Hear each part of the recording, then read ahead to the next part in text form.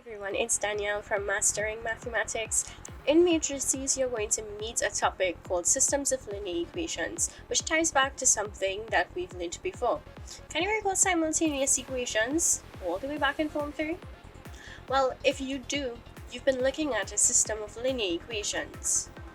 There are multiple methods we can use to solve simultaneous equations.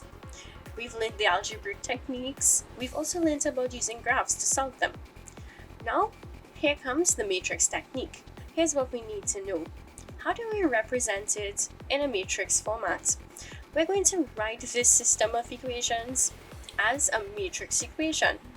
This entails understanding things like coefficients, variables, and constants. The general format for the matrix equation is AX is equal to B.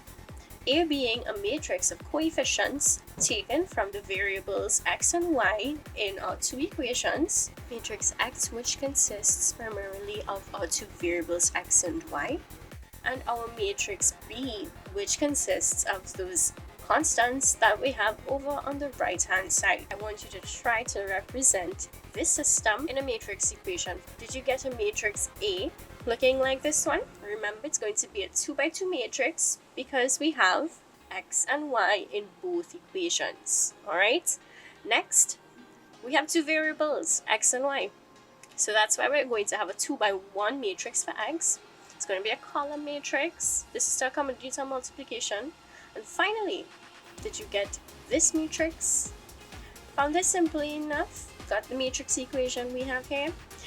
Be sure to tune in for more because we still have to learn how to solve the system. That's coming in our next video. And if you found this very simple to follow, be sure to recommend to your friends and leave us a little thumbs up.